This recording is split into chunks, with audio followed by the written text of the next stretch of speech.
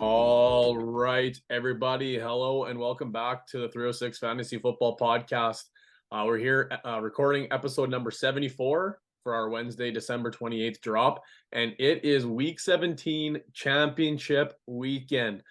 So if you are listening to this and you are lucky enough to get yourself in there, this is going to be a real big week for you. If you're just listening for the sake of listening and getting some gambling picks at the end or whatever, if you're just listening for something to listen to in the drive, well, thanks for stopping in. But it's championship week, everybody. And this is the main reason why we play some fantasy football. But before we get started there, we'll pop in and see how everybody's doing, and then we'll get into some of the content. But right now, it's just Zach and I firing up the pod as we speak right now. Armin is tied up with some family stuff. He was going to try and jump on possibly later on the podcast, but it might just be Zach and I throughout the episode number 74 here. But regardless, we'll check in with Zach and then we'll get things going. So Zach, Christmas break's been going strong. Weather's starting to get a little bit warmer. How's the Christmas break treating you so far? It's been busy. Today was the first day for me and my wife that we both felt like it's kind of just like a break. Because we got off a little bit later than you folks did in Yeah, PA. you guys We are got off on Thursday, right? so the 22nd was our last day. So 23rd we had Christmas stuff with friends and family, and then obviously the 24th with the family, 25th with the family, and then yesterday some other family. So today was the first day that we kind of just took it easy, and we still saw friends, but not in the Christmas sense. So that was nice. And I don't know about you guys in PA, but the weather's been absolutely bonkers here in Saskatoon. Woke up Christmas Day to like just some real thick, heavy snow. Made the drive a couple of blocks over to my parents' house real interesting in the morning. Yeah, we're the same. It was a bunch of snow on Christmas Day and like blistering cold leading up to it. And then like kind of like not super cold the days to follow, but it just hasn't been great weather. Today was actually kind of nice, but it's still a bit on the windy side, making the roads nice and slippery as you can imagine. But talking about rest, we got tomorrow is my one day off. I'm gonna take my day off, I guess. Like we were talking about before we started recording there, Zach, I've been doing some rentals throughout the house. I'm just about finished doing all the flooring, so I'm gonna take a special earn day off tomorrow and sit on the couch and watch some TV. And then my wife's got her friend miss tomorrow, so it's got some friends coming over to the house. So I don't know how much relaxed I'll be getting done because I'll have to clean up the house around the renovations to make sure it's somewhat respectable for company. But yeah, it's funny because you need it's everybody says you need the holiday to recuperate from your holiday, and I think that's kind of what Chris has been the last couple of years, because for a lot of us who weren't able to see family and friends during the break there just with everything going on, so kind of catching up for lost time and try and pack as much as you can into the short couple of weeks, but making sure we can still sneak some football in there. Christmas Day or Christmas Eve we had a full slate of football, and then Christmas Day we had 3 games, and then obviously the Monday nighter yesterday. Going into championship week, Zach, do you still have any teams going? Yeah, in Armin's keeper league there, I by the grace of Cam Akers himself, I pulled ahead of the other team that I was up against, and snuck in there. Up until last night, I was doing pretty well in the big money league that I play in, but came down to Derwin James and Austin Eckler. I had Derwin James and I had a 5-point lead, and I thought like there's a chance. And then Too bad you don't get Derwin points for James, ejections, eh?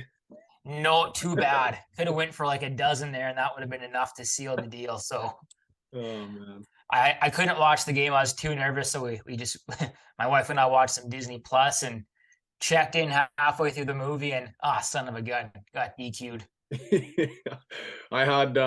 I talked about on the pod last week. I had 2 teams, and my main league, the league that we're both in there, I snuck in, but it, like you said, that Cam Akers, so that made me sweat. Like I had, I think, a 46-point lead. And the super thing was I had Tua and I had Hill playing on the second game on that Sunday slate, and they gave me like 11 points. So it gave me like whatever. I didn't think I was gonna have to worry about it. It's like whatever. Tua's week sucked. It is what it is. Hill, ho hum, nothing spectacular. But 46 points, that's a lot of points, or 44 points, whatever it was. And then just Cam Akers. I started sweating. We were sitting at my wife's family's place there for Christmas, and I was like staring at the TV, just completely silent, sweating. It's like, this is just not what we need. We might have to turn the TV off. Like this just sucks. And then thank God they were getting blown out so bad that the Rams just mailed it in and put the secondary team in to finish it off, because that was the worst. And then in the other one where, like we talked about the last couple of weeks, where it's just a team that I co-manage and just had no business being in the playoffs, let alone winning the first round. We were in a nail biter, and we talked about it in our group chat there. Who do we start, David Njoku, or do we start Chuba Hubbard? And we hit the consensus that, the run defense for the Lions has been so elite that we're going to bench Chuba and play Njoku and hope for some checkdowns in the windy game. And boy, was that a wrong decision, because that was a swing of 11 points. Chuba, I think, had 76 rushing yards on the first 3 attempts, but so that was 11 points that hung over my head all week. And I was like, if we lose this matchup by less than 11 points, I'm going to frickin' snap. And to put things in perspective, like over 150 is like a really, really, really good week in our dynasty league. And like over 200 is elite. I think only one team, and this team that played it, got 206 earlier this year. And that was like, holy crap, like that's an unbelievable score. When we won the championship in the same league, Bordon and I got 214 in the final. So it was like we went off. We put up 186.2 points, and that's with Njoku's 3 points and with Josh Palmer's 3 points. Like, we had a great week and somehow still lost. The guy put up 216.6 points. Like, his team was Patrick Mahomes, 30 points. Dak Prescott, 30 points. Saquon Barkley, 26 points. Austin Eckler, 24 points. Leonard Fournette, 23 points. Derrick Henry, 20. Christian McCaffrey, 14. Devontae Adams helped us out by only getting 3. Pittman helped us out by only getting 6. And then DeVonta Smith, 30. And Pat Freiermuth, 15. Like, his team is so freaking good. We gave it a run, but Cinderella story came up a bit short. But still in the championship in 1 week.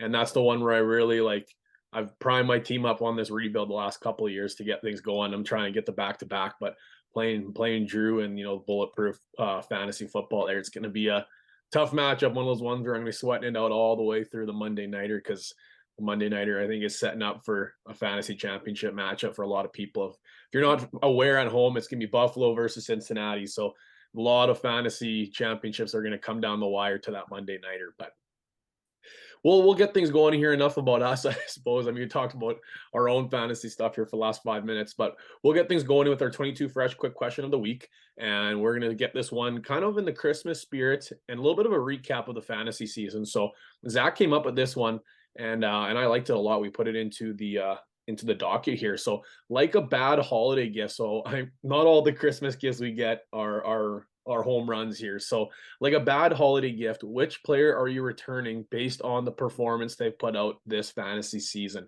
And it's your question, Zach, so we'll let you go first. Thanks.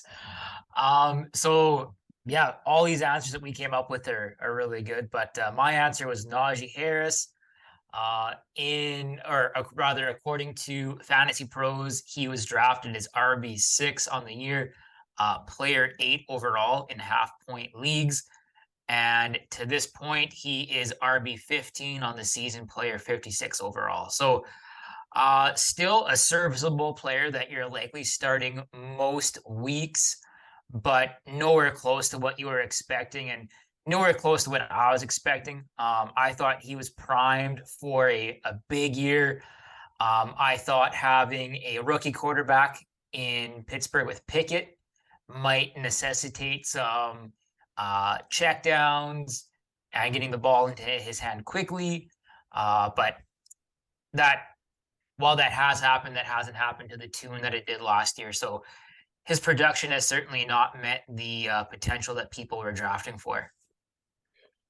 Yeah, he very, very frustrating. I dealt him on the cheap side of my dynasty league just to try and put together a feasible lineup. And obviously, Derrick Henry is substantially better than Najee this season, but the age into that equation, there was Najee and I think it was Judy for for Henry, and I think maybe it was a draft pick or something like that. But I bailed early because it wasn't looking great, and it didn't get much better. But obviously, dynasty perspective, that's got a little bit different to it than the redraft. But definitely agree with you on that one. Armin's here. He talked about Jonathan Taylor. For most leagues, he was either the 101 or the 102.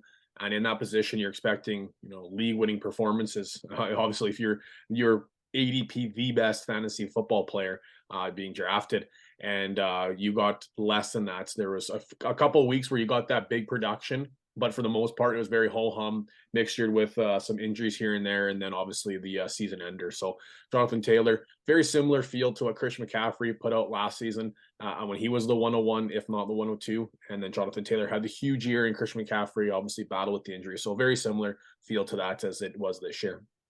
And then mine was one that comes with a lot of frustration because I was really high on this guy come our offseason. And I talked about him at one of my hot takes that he would be the QB number one on the season. And maybe I was talking about the one that goes in front of the secondary number because he was 14. So maybe that's the one I was thinking about. Especially QB 14 on the season. Well, not quite finished, but I can't imagine the number skyrocket to a single digit QB season number. But Justin Herbert, the quarterback from the Los Angeles Chargers, he was drafted as either the QB number 2 or QB number 3 off the board. Josh Allen was number 1. Then it was either him or Mahomes was kind of going in that 2-3 spot. And Mahomes, obviously, there were some question marks around him that he was able to prove otherwise. But Justin Herbert coming off a huge season last year. And like I mentioned, he is currently QB number 4. And I thought he'd be QB1 on the year. He did not even have a QB1 week throughout the entire season. There's a couple where he was close. He had a 3 and then a 5. Had some good finishes, though, especially early. He had like the 20. Then he had a 21. Then he had a down week. Then he had another 20, somewhere in those range. And then in week 12, he had another 21, and that was his highest finish. I think he was QB number 3 on the season, or on the week, sorry. But Justin Herbert's been very disappointing. Obviously, some of his major weapons have been hurt throughout the year, which is obviously going to come to that too. But a lot of the production lately has been coming on the ground. Austin Eckler scoring more on the ground than he has throughout the air. So obviously that's going to vulture some points from Herbert. But if you put him in your starting lineup, which was a great matchup, Indianapolis Colts is not a scary matchup for the quarterback or the wide receivers. You were sadly disappointed because he put, depending on your scoring performances or scoring platform, in our one league, he put up 1 point, 1.2 points. So that's as close to literally goosing you in your semifinal matchups as you can get. So all 3 of these names are guys that we had high expectations for, and all 3 names are guys that came off a spectacular season last year, obviously compiling into their ADP. Jonathan Taylor finished as the number 1 player on the season. Najee Harris, I think he finished as RB3 last year, if not somewhere in that close range. And then Justin Herbert finished as QB number 2. So that's some big boots to fill, and they could not get it done this year. So the big box under the Christmas tree doesn't necessarily mean it's the best gift you're going to get this year. And their fantasy production so far this year is definitely showing, I guess, a little bit more in that direction. Anything you're to add here, Zach, before we move into insiders and headliners? Yeah, just like what you mentioned about Herbert there. It's really unfortunate that that offense as a whole hasn't had many games or opportunities to play together entirely healthy. And but with that said, though, I would suspect they're a team that if they make the playoffs, they're going to be one that not many teams are too excited to play. Yeah, I totally agree with you. That's another one we're going to talk about here a little bit in the next section here. But we'll get insiders and headliners going, and then we'll talk a little bit about the Los Angeles Chargers as well. I've just been handed an urgent and horrifying news story.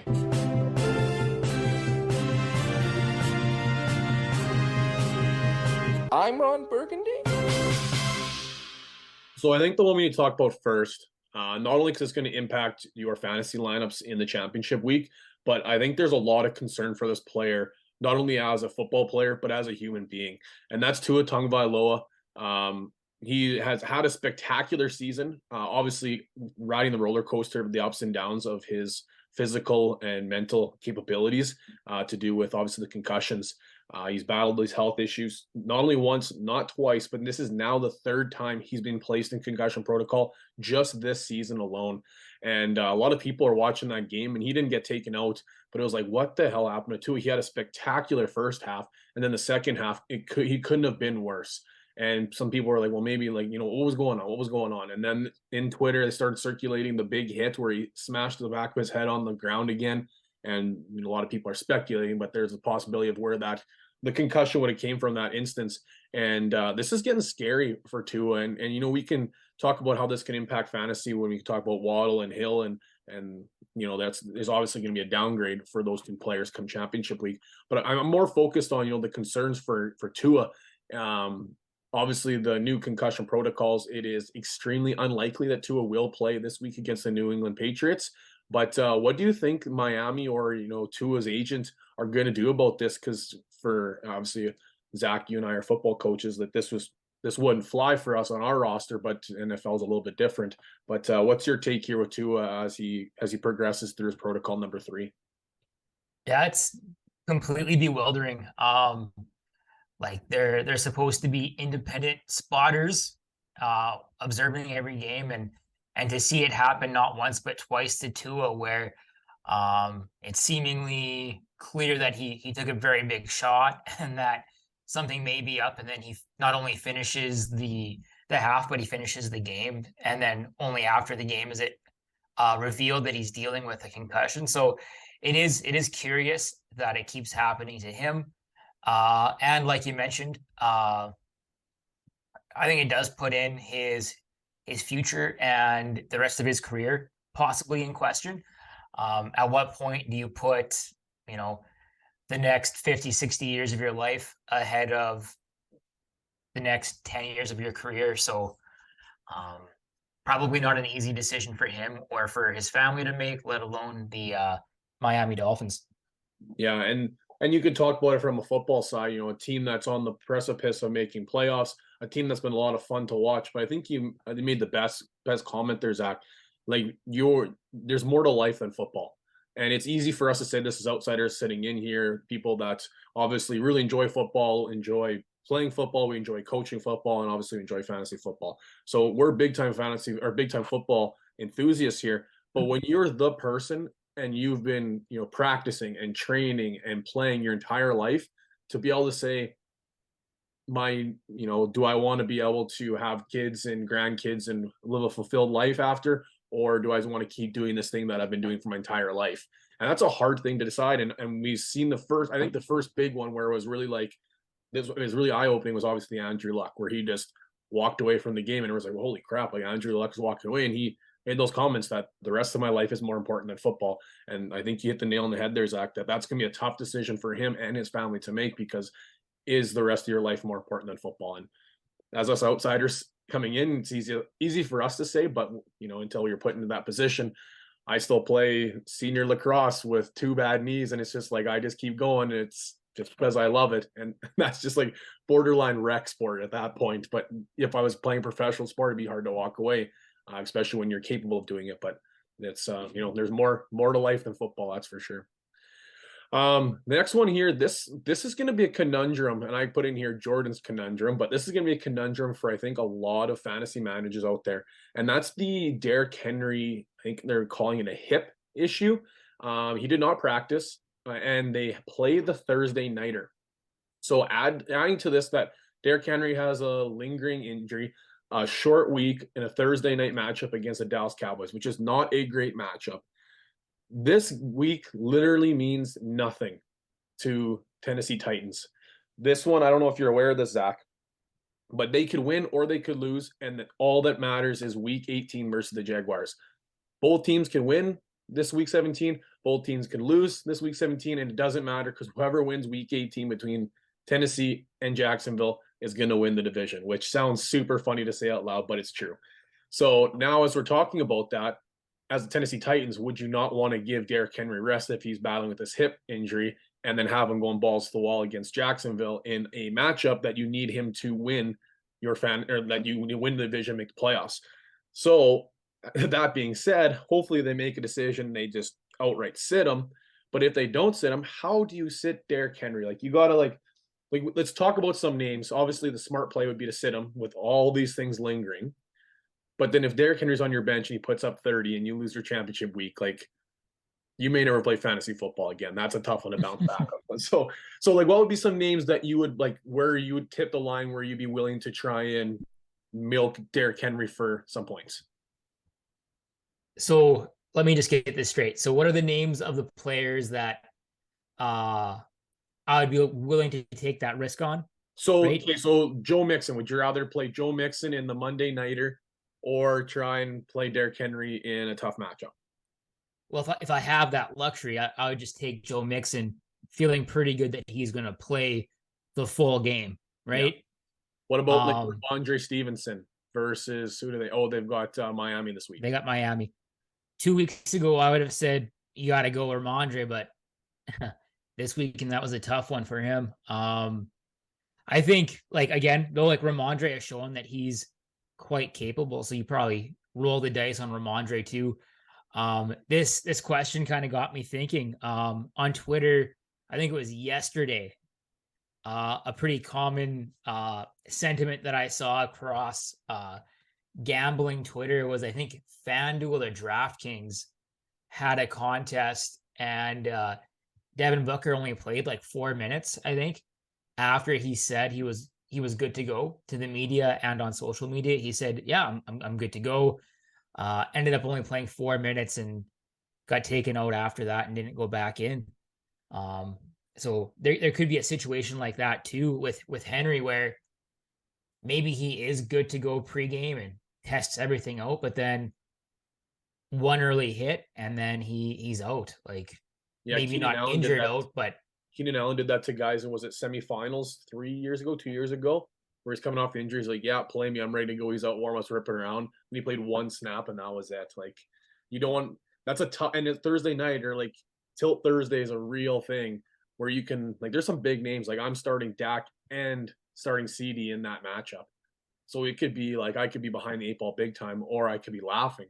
So how much risk do you want to put in there? Like I have the luxury of starting Joe Mixon instead, which that's a luxury that a lot of people don't have. Like if you looked at like Raheem Mostert for Miami versus New England or Derrick Henry, like that's a tough decision there. But that's a realistic decision that a lot of people might have to make. yeah, I don't think many people have the type of roster that you've accumulated in that dynasty. Like most people, they're playing a redraft. They're looking at, yeah, like some kind of waiver wire fodder or Like some running back as 3 or 4, night, or maybe if you're lucky to Cam Akers, that's an easy one after the big week here. But some I'm like trying. James Cook off Yeah, the waiver wire, yeah, yeah. Michael Carter. It's going to be because Derrick Henry's been pretty good this year, so there's going to be a lot of teams that are possible, especially after having a huge semifinal week there. That there'll be a lot of teams that are in the finals with him on the roster, and that's just it's unfortunate, but that's fantasy football. Is whether he gets hurt in week 1 or he gets hurt in week 16, it just hurts more when it's in week 16. Um, Broncos. I'll go through the rest of this kind of quick. There's one actually I want to get your opinion on. The Broncos fire Nathaniel Hackett, head coach. That one was the writing was on the wall. It was going to be it was going to happen whether it was now or whether it was at the end of the season. Same thing. It was writing was on the wall. Zach Wilson benched. Had the opportunity against the Lions, looked not bad. Then had the opportunity against the Jaguars again and looked terrible. He's been benched and he will be a healthy scratch this upcoming week. So he is like toast done. Christian Watson exited this last week with a hip injury, was ruled out early in the middle of the game there. Something to monitor throughout the rest of the week as he has a really juicy matchup this upcoming week. Carson Wentz is named the starting quarterback over Taylor Heineke. That one's just like mediocrity at its finest. And then Hunter Henry with the knee injury. But the one I want to get your opinion on here, Jalen Hurts, if Minnesota lost, they would have clinched the first overall and the bye, but they lost to Dallas and then Minnesota won. So now Minnesota can still clinch that first round bye. So there's talks that Jalen Hurts could play. And I know you've got maybe a little bit to talk about this. You want to save it for your starts of the week, or do you want to touch on a little bit now? We can talk a little bit now and then. Like this is really difficult for us fantasy managers unless game day they come out and they say outright one way or the other. It's tough because you can hope that they play Hurts and you can have Hurts in your lineup, and then inactives come out and you're stuck with a inactive quarterback, or you could start Minshew and then game starts and Hurts is QB1 there. So it's a tough one to monitor, but I think regardless of who does start, as a manager of Minshew and of Hurts, I feel a lot more confident hearing this. Having started Minshew and having won that matchup in the semis, but now hearing the possibility of Hurts coming back, that is exciting to hear, I think, for most managers, even though Minshew played so well. And the other thing about Hurts too, like he could play a above average first half. They could come out to a 21-0 lead, and they could put him on the shelf against a really bad New Orleans Saints team too. So the upside that Hurts has brought throughout the season might not be there. He might get enough just to get the job done, and then they'll shelf him. So then you could be stuck in a situation where you're looking for that upside and you get 11 points or 12 points from Hurts, and that's all you get, where there's a lot of other quarterbacks that you could play that have that upside. But it'd almost be better for fantasy managers, I personally think, if they don't play Hurts, because you get a better opportunity to get points for Minshew or somebody else. But I would have a hard time sitting Hurts if he's starting, but there's the upside isn't there like it has been in the start of the season. So that's going to be a tough one for fantasy managers, and I wanted to maybe get you to touch on that. But I know you'll talk about a little bit more here in the next segment too. So that'll do it for insiders and headliners. Before we progress into the weekly recap, it is boxing week, and you get some good deals out there. I know my wife and I did a little bit of online shopping. It's been awesome to get the stuff that we wanted to get during Christmas. If we didn't get it, you just go get it during Boxing Day. It's been fun. And if you did not get your 22 fresh under the Christmas tree, no sweat, get online there and get some Boxing Day deals. And with the 306 FFB15 promo code, you can tack on an additional little 15% off there. So obviously our partnership with 22 Fresh throughout the 2022 NFL season has been helping you folks at home getting 15% off your favorite merchandise. Zach's wearing his hat today, and some fantasy managers in our charity league are going to be walking away with some 22 Fresh gear as well too. So just take our word for it. Get down to either store locations or online and utilize the promo code 306 FFB15 to get 15% off your next purchase. Studs of the week for the semifinals, week number 16.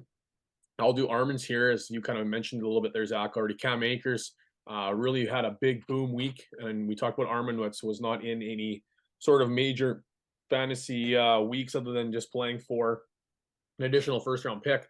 But Armin, a big fan of doing the DFSs as well, and had Cam Akers in his DFS lineup, and won him quite a bit of money here in his DFS lineup. So Cam Akers having a legitimate Christmas miracle for a lot of fantasy managers out there. So Cam Akers is Armin's stud of the week.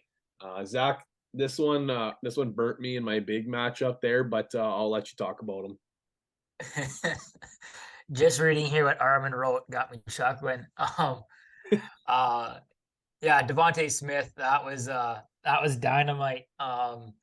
This was a concern of mine.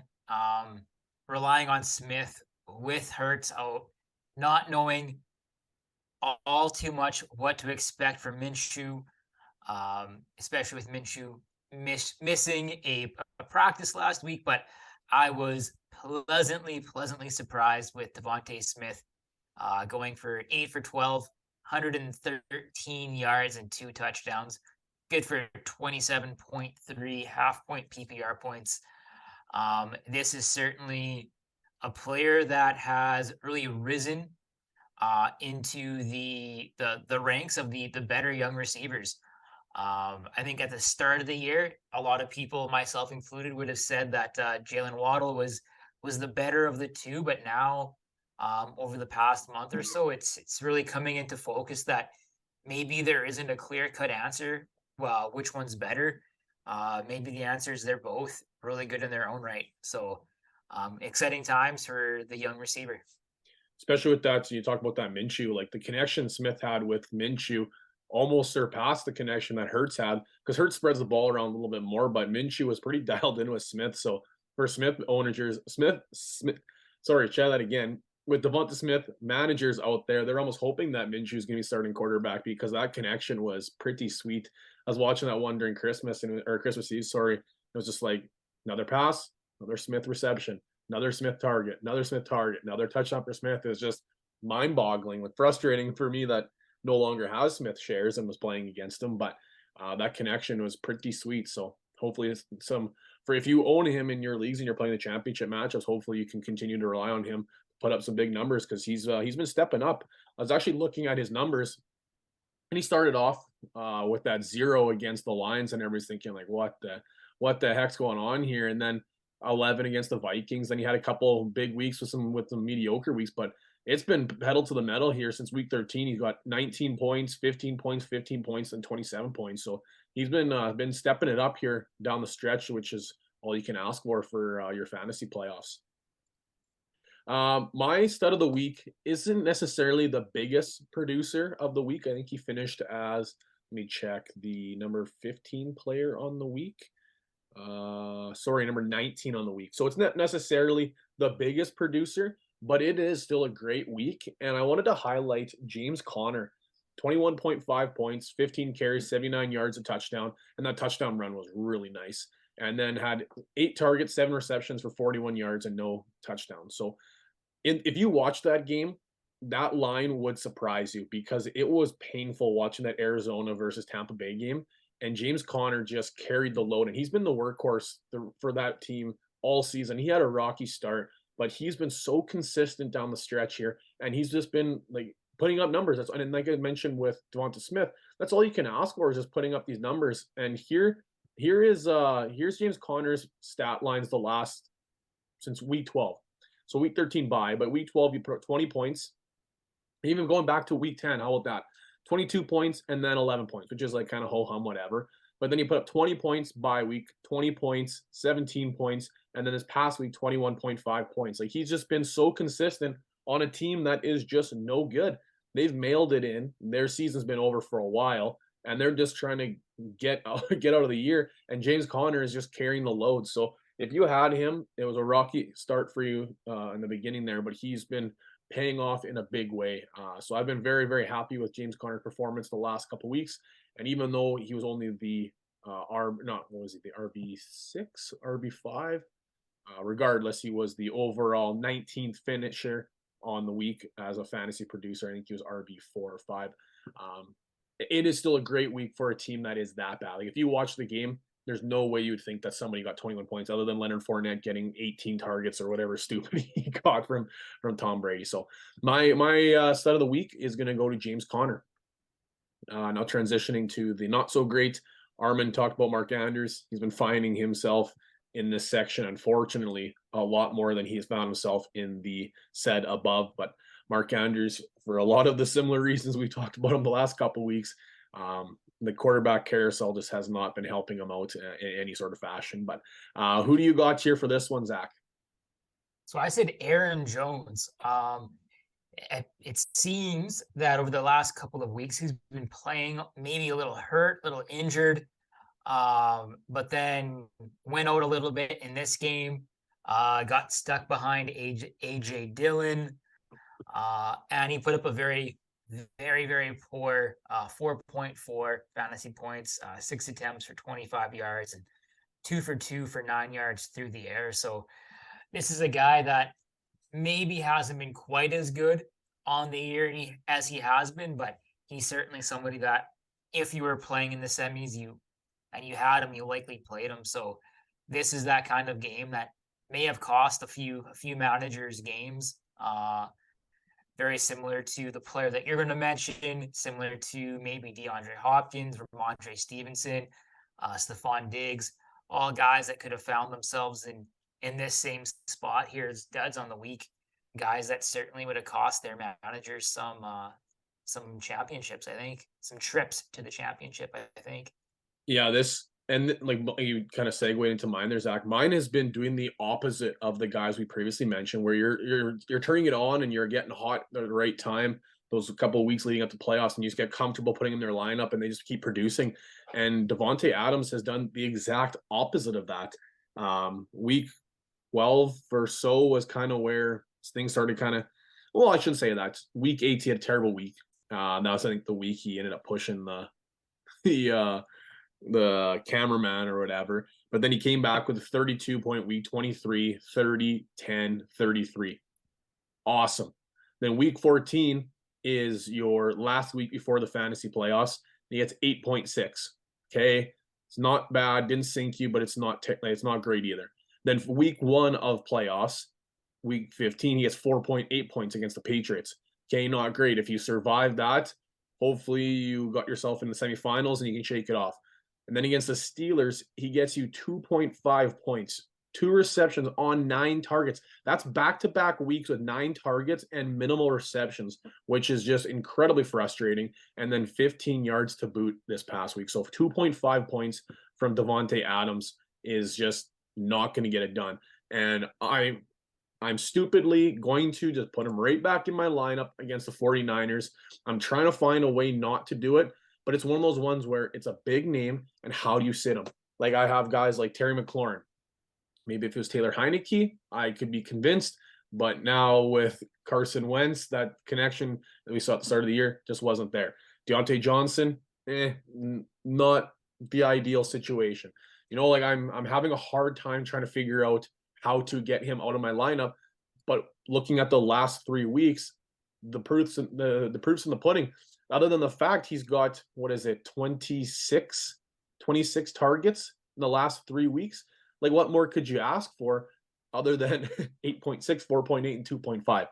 So it is a bit of a conundrum. Hopefully you got lucky having him in your lineup and you made it into your fantasy playoffs, or into your fantasy championship, sorry.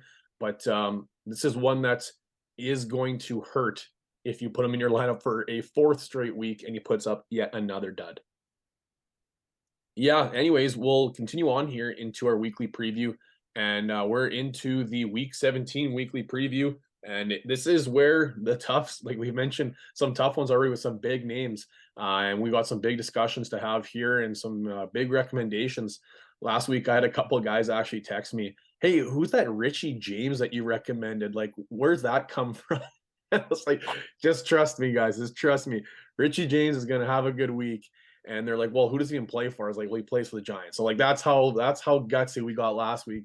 And I'll be honest, I was pretty nervous recommending that one, and it paid off in a big way. So we got some big recommendations here for a big week. This is literally the last week of fantasy football, and this is the whole reason we play, is to win the championship. So the week 17, Armin's full stream ahead. This one is as gutsy as you could possibly get, because if you just watch them play the Rams, there's no way I could put this guy in your matchup. So I hope you're not streaming, because if you're streaming the last week of the fantasy season, that sucks. I'm sorry that you could not find a quarterback throughout the last 16 weeks. But Armin is saying, I'm going to trust the process. Russell Wilson's best week, and a huge week he had, was against the Kansas City Chiefs. And he is going to be playing them again this upcoming week. He is currently 53% available in Yahoo leagues, and I can only imagine that number is going to be going up once waivers clear tonight. Obviously, this episode is dropped on Wednesday. Waivers clear over the evening. I can imagine he's going to be available on a lot more rosters than he currently is right now.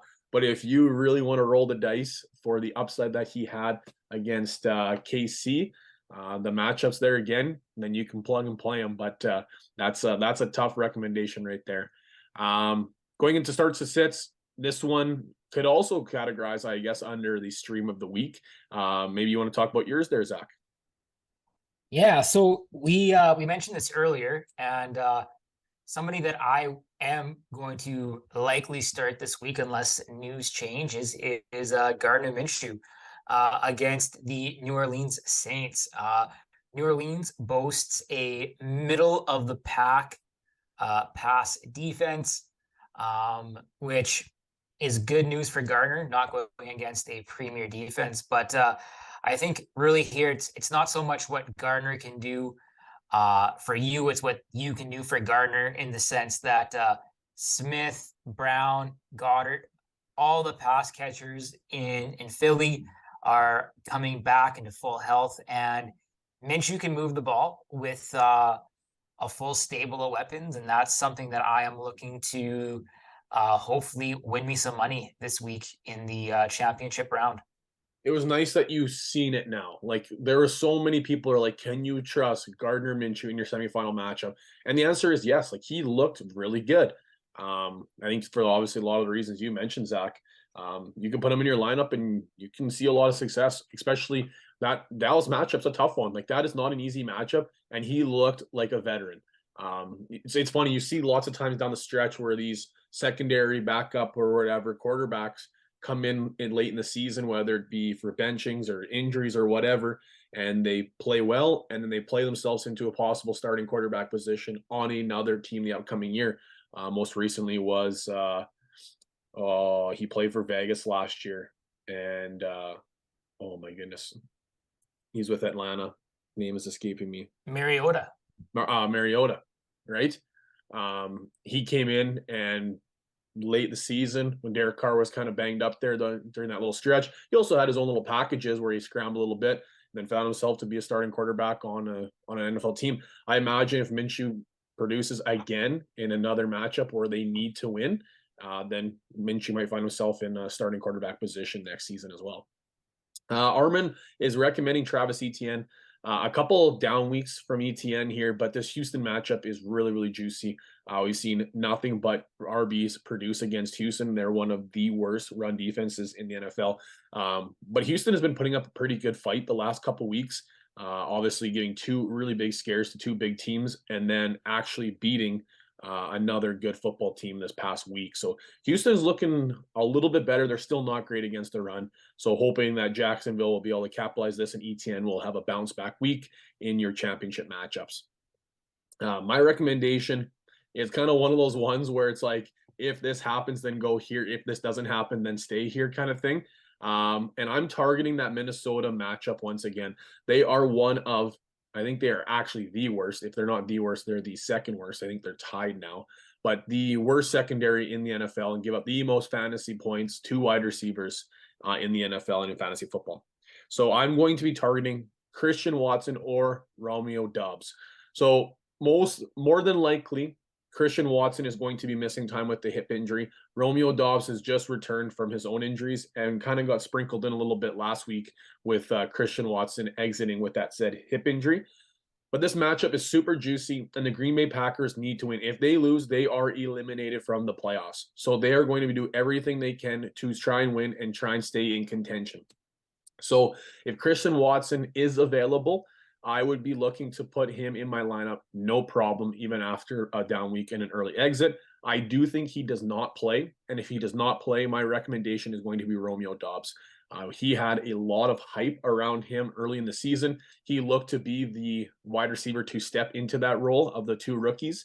Then he got injured, and Watson was able to overcome his own issues there with the drops and what have you early in the year, and then had those explosive weeks in the middle of the fantasy season. So I would be looking to play those players in my fantasy lineups, no problem, in a very juicy matchup. If I could sit here and recommend a guy that people have never even heard of for the New York Giants in a not so passing offense, then I can sit here and recommend two pretty talented wide receivers for a team that needs to continue to win to make the playoffs. So going into the players that you're not going to want to play, when we've talked about quite a few guys here the last little bit, but Zach, let's start yours. So this is somebody that I don't know if you've been starting him. If you have been starting him the past couple of weeks and you're still playing in the playoffs, that is credit to you, because the last couple of weeks, DeAndre Hopkins has been hot garbage. And this isn't entirely his fault. Coming out of the bye week, he's had 3 very poor weeks, week 14, 15, and 16. But that coincides with the injury to, quarterback 2 in Kyler Arizona. Murray, and then, oh my goodness, I can think of McSorley, but he's the one that's starting now. Yeah, now it's Trace McSorley, but I'll find it. Just bear with me. Just continue. I'll interrupt once I find it. Yeah, so this coincides with the injuries to the quarterback, and now he's playing with the the third string quarterback in Arizona, and Colt he's still McCoy. getting the Colt McCoy. Thank you very much. How could we forget Colt McCoy? It's not his fault. He's still getting 11 to 10 targets a game, but it's not the type of targets that he was getting with Murray, and that really showed this week where he did have 10 targets, but only one reception for 4 yards, and that's certainly not the type of performance that we can expect to have in a winning lineup come this weekend, regardless of how we feel about the Falcons' pass defense. So if you have the opportunity to sit Hopkins, I would certainly look that way. This might be a hot take, but I would rather start Greg Dortch, same offense, than Hopkins. Just by watching that game against Tampa Bay, he gets the ball out of his hands so much. And what did Dortch get? I don't have it on the top of my head here, but I think he got like 12 targets or 13 targets in that game. Like, that's absurd. And I mean, if you're in any sort of a PPR match, like, it's a safe floor. It's a sketchy floor, but like, I don't want to start either of them. Let's get the first thing there. But if I had to pick one or the other, I'd be picking the guy that's close to the line of scrimmage and just getting pepper of targets. But I'm with you on that one, Zach. Put the name away. Like, put the name away and just look at the numbers of production the last 3 weeks. And just, it's the same thing as DeVonta Adams. Both are superstar wide receivers, but it's just they're not getting it done. It's frustrating. It's frustrating, but when you just look at the numbers, it makes things a little bit easier. And that's what you have to do with DeAndre Hopkins. Armand is sitting. This one is spicy, and he puts Carolina Reaper spicy. This one is hot. He wants to sit Josh Jacobs in your fantasy championships. And this one is tough because he has carried your team. If you're in the fantasy finals, he has carried your team throughout the entire year and finally has a bad week this past week.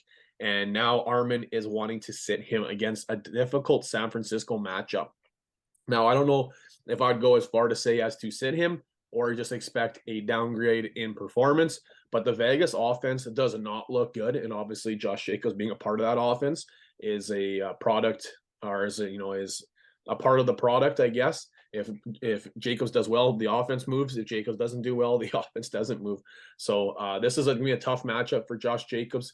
And if you're Josh Jacobs' manager, if you have other options, Armand is definitely recommending those other options. If you don't have other options, I think you have to expect a bit of a downgrade against a very, very good defense. But I'm going to stay in the same game, and I'm going to sit Hunter Renfrow. I know he had, on paper, a pretty good week if you're looking at just fantasy numbers or box scores, I suppose. But all things considered, we have Renfrow back. We also have Waller back. And then you have Davante Adams in that offense. Now, this matchup is a difficult one against the San Francisco 49ers. But on the box score, 12.2 points from Renfrow is not bad. But to remind you, the previous week against the Patriots, he put up 1.9. He missed about 6 weeks or 5 weeks due to injury. Last week, it's 7 targets, 4 receptions, 42 yards, and 1 touchdown. Take away that 1 touchdown, we're not even having a conversation here at 6.2 points. I'm expecting, a difficult matchup. Obviously, Armand has highlighted that as well against the 49ers. And just Renfrow, he is, we've seen in the past a PPR guy and a guy that you can rely on in PPR, just not this season. Last season, it was awesome. Now the addition of Davante Adams, we've kind of seen Renfrow put in the back. 12.2 fantasy points is the best week that Hunter Renfrow has had this NFL season. 1.6, 5.4, missed 2 weeks, 4.5, bye week, 7, 1, 4, missed 6 weeks, 1.9. 12.2 is the best he's had. And in a difficult matchup, I just don't see Hunter Renfrow getting it done. So I know if you're box score chasing, that might be a name that you're very interested in. I just cannot get behind it, cannot recommend it in this difficult matchup here. Any other names maybe you want to mention here, Zach, before we move into Wellesley's wagers? It's funny to think about Renfrow, who you just mentioned. Last year at this time, he was a fantasy darling. He was getting a lot of love as a dynasty receiver to value, as a wide receiver too, a top 24 dynasty wide receiver. And now he's the bottom of a lot of rosters, dynasty or redraft, if he is rostered at all. Yeah, exactly. of course, the injuries haven't helped, but that passing game in Las Vegas seems to have almost left him behind in a few senses. We were pretty excited about the passing option, not just Renfro alone, but Waller, Adams, even Jacobs was kind of a forgotten piece. But the passing options we were super excited about because of the division. The division was supposed to be so good. Obviously, KC was going to be unreal. Vegas, the Chargers were expecting this next level Herbert, and then Denver, we were expecting, this next Cooper Kupp and Matthew Stafford kind of combination in Denver with the new quarterback and elite wide receiver options. And we know what happened with Denver. It's been terrible. Herbert has taken a step backwards, and so has that Chargers offense. And then, we expected Raiders have to keep up. And in a lot of these matchups, they haven't had to keep up. So they haven't had to throw the ball as much. And Derek Carr has taken a bit of a step back as well, too, this season. So it's been very, very disappointing for all passing options. There's, a handful of games where Adams had elite performances like we see with Rodgers and with Green Bay, but he's been incredibly inconsistent. He'd go 30, 22, 26, 19, 4. It's like, well, you never know what you're going to expect with him. And it used to be just a high floor with just a really awesome ceiling, and just it hasn't been that this year. But wrapping up the episodes here, Wellesley's Wagers. With the Christmas season here, just, things are a little bit busy and some of the odds are not out yet. So those will be coming out here on the social medias here. Another good performance on Thursday nighter, two wins, one loss. Sunday, he had one win and then a tough loss. Derrick Henry, multiple touchdowns. He got one of them, and then the Lions heartbreak loss there. So he ended up with 3-3 on the week again. Like I mentioned, those will be coming out here on the social medias here. So anything to mention? I guess I'll maybe talk about the charity league there, Zach, and then if you have any 2 cents to wrap it in here at the end of the episode. But unfortunately, we did take the loss here this last week. We came up against the juggernaut. We talked about Hawks' team here and the way he drafted at the start of the year, and it was either going to sink or swim, and he is definitely swimming. He swam all the way to the fantasy finals, and he is going to be playing Zach Hayes. And just for those of you at home that are unfamiliar with this, Zach was actually Hawks' billet when he played for the Raiders here in Prince Albert. So there's a little bit of bragging rights on the line for this one, not only for the signed memorabilia, but also for the bragging rights between the two. And I know they mentioned in our group chat that they are both playing each other in 2 different finals. They're playing each other in the Charity League finals, and then the league that Zach commissions, they're playing each other in that final as well too. So I imagine they've got awfully similar rosters if they're playing each other in the finals of 2 different leagues. So congratulations to both of them to making the finals. Best of luck to both of them. Ourselves will be playing in the bronze matchup for the bronze prize against Tim Stewart. So we'll be giving it our all and hoping for the best in that one too. But anything from you, Zach, before we wrap this one up? No, just it's been a great season, and let's just finish strong on a high note and get that 3rd place prize, whatever that may be. Yeah, exactly. I mentioned at the end of last episode about it's the Christmas season. Obviously, we're progressing into the New Year's Eve season, and everybody's going out and having fun. Or maybe you're celebrating the day after on New Year's Day, celebrating a big fantasy championship, whatever it may have you. So if you're out celebrating this holiday season, make sure you're going to be getting a safe ride home and getting home safely. It's that time of year, and everybody's going to be out having a few extra pops more than usual. So making sure that you are getting home safe, et cetera, et cetera. I know we mentioned that last episode, but just going to reiterate that one here as well too. So just kind of give them the same thing Zach can mention. Good luck this week, you guys. This is the reason we play fantasy football, and hope for the best, and hope we can get you guys a 306 fantasy football championship this week 17 finale. So I'll be there cheering with you. Zach will be there cheering with you. We'll be riding that roller coaster as well too. So good luck, everybody. Take care, and let's talk soon.